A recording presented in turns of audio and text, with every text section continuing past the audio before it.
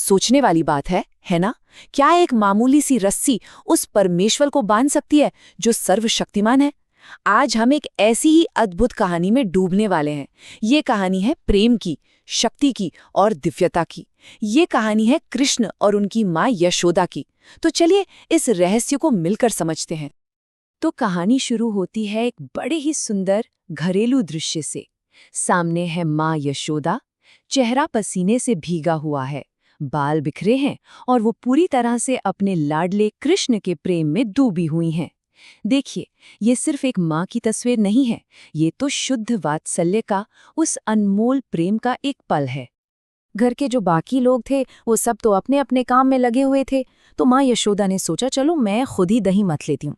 और जैसे ही वो मथनी चलाती है ना, उनके होठों पर बस एक ही गीत था, अपने बेटे कृष्ण की शरारतों का गीत।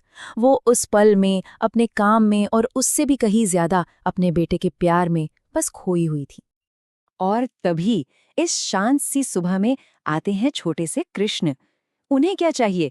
बस अपनी माँ का ध्यान। और इसके लिए वो बड़े ही नटखट अंदाज में मथनी को ही रोक देते हैं। ये देखिए, सिर्फ एक बच्चे की जिद नहीं है, ये तो माँ और बेटे के बीच का एक बिना शब्दों वाला प्रेम भरा संवाद है। और बस यहीं से कहानी में एक मोड़ आता है। एक बहुत ही मामूली सा घरेलू काम माँ यशोदा को एक चुनाव करने पर मजबूर कर देता है। और उनका ये छोटा सा फैसला आगे होने वाली घटनाओं की एक पूरी लड़ी शुरू कर देता है। यहाँ से ना सब कुछ बहुत तेजी से बदलता है। एक पल में प्रेम था और अगले ही पल में एक छोटी सी अशांति। होता क्या है कि यशोदा उबलते हुए दूध को बचाने के लिए दौड़ती हैं और पीछे पीछे कृष्ण, जिन्हें लगा कि उन्हें अकेला छोड़ दिया गया, अपने उस छोटे से गुस्से में दही का मटका ही तोड़ देते हैं। तो जब यशोदा वापस आती हैं, वो क्या देखती हैं? टूटा हुआ मटका। और इस जुर्म का अपराधी, वो देखिए, एक उल्टी ओखली पर खड़े हैं और बंदरों की पूरी फौज को मक्खन की दावत दे रहे हैं। अब सोचिए, ये दृश्य जितना गुस्सा दिलाने वाला है, उतना ही मनमोहक भी तो है। जैसे ही कृष्ण की नजर अपनी माँ पर पड़ती है, जिनके हाथ में एक छड़ी है, बस वो डरकर भागने लगते हैं। और इसी के साथ शुरू होती है माँ और बेटे के बीच की वो मशहूर, वो अनोखी दौड़। अब यहाँ एक बहुत गहरा विरोधाभास है। जरा सोचिए, एक तरफ है वो बड़े बड़े योगी जो सालों की कठिन तपस्या के बाद भी कृष्ण की एक झलक तक नहीं पा सकते हैं, और दूसरी तरफ है माँ यशोदा जो छड़ी लेकर उसी परमेश्वर के पीछे दौड़ रही हैं। ये प्रेम की शक्ति का क्या अद्भुत प्रदर्शन है। लेकिन ये दौड़ आसान बिल्कुल नहीं थी। यशोदा हाँफ रही थीं, उनके बाल बिखर गए थे, उनके जूड़े से फूल गिर रहे थे, पूरा शरीर थक चुका था। मगर हर गिरती हुई पंखड़ी के साथ उनका संकल्प और भी मजबूत हो रहा था। और आखिरकार माँ के प्रेम ने उस दिव्यता को, उस परमात्मा को पकड़ ही लिया। और जब माँ यशोदा उन्हें पकड़ लेती हैं, तो उनका बर्ताव कैसा होता है? बिल्कुल एक आम बच्चे जैसा। वो डर जाते हैं, रोने लगते हैं और अपने छोटे छोटे हाथों से आंखों का काजल पूरे चेहरे पर मल लेते हैं। ये दिव्यता का सबसे मानवीय, सबसे प्यारा रूप है। अब कृष्ण को इतना डरा हुआ देखकर यशोदा का दिल एकदम पिघल जाता है। वो छड़ी फेंक देती हैं, लेकिन वो फैसला करती हैं कि आगे की शरारत से रोकने के लिए वो उसे ओखली से बांध देंगी। और बस यहीं से शुरू होती है एक ऐसी रहस्यमयी घटना जिसे समझना आसान नहीं।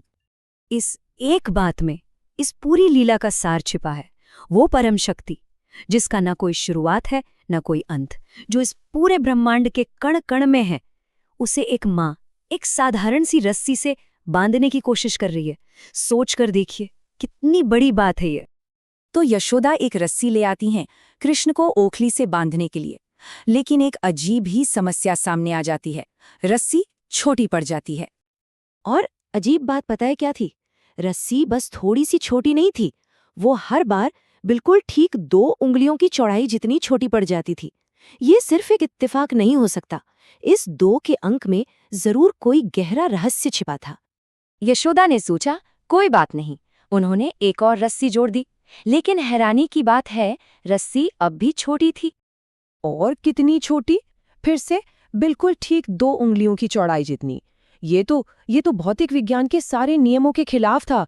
एक असंभव पहेली माँ यशोदा के सामने खड़ी थी। पर यशोदा ने भी हार नहीं मानी। उन्होंने घर की जितनी भी रस्सियां थीं सब लाकर एक दूसरे से जोड़ दी। लेकिन नतीजा वही का वही। रस्सी हमेशा 2 उंगल छोटी रह जाती। अब तक तो पूरा मोहल्ला इकट्ठा हो गया था और सब गोपियां यशोदा की इस उलझन पर मन-मन मुस्कुरा रही थी। तो सवाल ये है कि इस पहेली का हल क्या था? अगर ये सारी भौतिक रस्सियां काम नहीं कर रही थीं, तो आखिर कृष्ण को किस चीज ने बांधा? इस पहेली का हल रस्सी में नहीं था, हल तो कृष्ण के हृदय में था। उन्होंने अपनी माँ को देखा, एकदम थकी हुई, पसीने से तरबतर, लेकिन फिर भी अपनी कोशिश में लगी हुई। इस निश्चल प्रेम को देखकर उस सर्वशक्तिमान का दिल करुणा से पिघल गया। और बस हो गया। जिस पल कृष्ण ने अपनी सहमति दी, वही रस्सी जो अब तक छोटी पड़ रही थी पूरी हो गई, और उन्होंने खुद को बंधने दिया। जो असंभव था वो संभव हो गया, शक्ति से नहीं, प्रेम और करुणा से। और यही इस पूरी लीला का सबसे बड़ा रहस्य है कि वो ईश्वर जिसे कोई नहीं बांध सकता, वो अपने भक्त के शुद्ध प्रेम के आगे खुद ही बन जाता है। माँ यशोदा की रस्सी में कोई जादुई ताकत नहीं थी, असली ताकत तो उनके निश्चल प्रेम और उनकी कोशिश में थी। लेकिन ठहरिए, कहानी यहाँ खत्म नहीं होती है।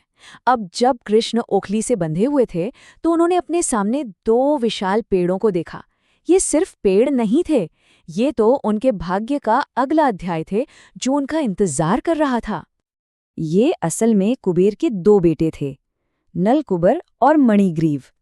अपने अहंकार के कारण उन्हें नारद मुनि से श्राप मिला था कि वो पेड़ बन जाएंगे। तो कृष्ण का इस ओखली से बंधना कोई संयोग नहीं था, ये तो इन दोनों की मुक्ति का मार्ग तय कर रहा था। तो आखिर में ये कहानी हमें एक बड़े ही गहरे सवाल के साथ छोड़ जाती है। अगर परमात्मा असीम है, उसकी कोई सीमा नहीं, तो एक माँ के प्रेम की असली शक्ति क्या है जो उसे भी सीमा में बांध सकती है?